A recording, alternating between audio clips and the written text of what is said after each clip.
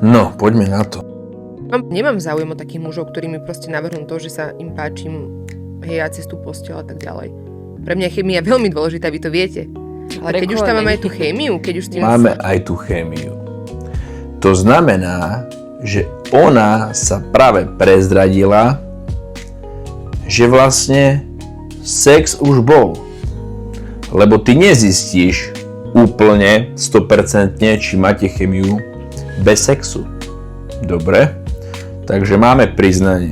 Dobre, ideme ďalej. Keď už s tým chlapom si mám čo povedať, máme rovnaké podobné záujmy a všetko, tak potom kde to stroskotá? Čo ja sa ho mám opýtať, že chceš so mnou chodiť? On to vie, že... No, viac nám už ani netreba vlastne. O čo ide? Povedala jasne, že zistili, že chémiu majú. Zistila to s viacerými mužmi. To tam bolo tiež jasne povedané.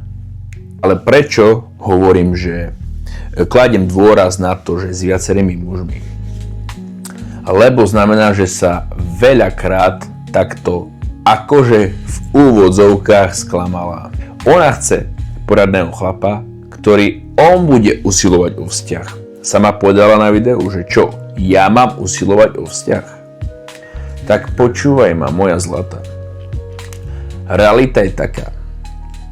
Ak ty a ten muž zistíte obaja, že je tam mega chémia, čo vlastne tým sexom ste to zistili, aspoň ty to tvrdíš, tak sú len dva možnosti.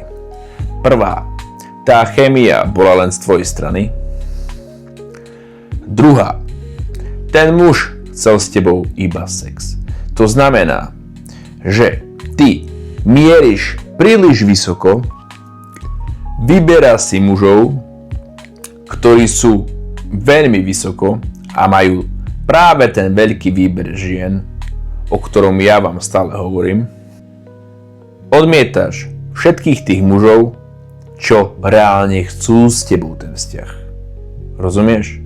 A to je ten problém tých žien v dnešnej dobe. Že oni mieria príliš vysoko a potom aj z tej výšky padajú dole na zem. Ja vám tu z pozície muža môžem povedať jednu vec. Ak muž stretne ženu, s ktorou má super sex, rozumie si s ňou a fakt je tam všetko, čo má byť, šanca, aby on neprijavil záujem o vzťah, je skoro nulová. Takže moja zlatá, ak tam bola tá chémia a ty tvrdíš, ako ste si super rozumeli a ten muž sa neusiloval o vzťah, znamená to len jedno. Chcel ťa len na sex. Musím ťa sklamať.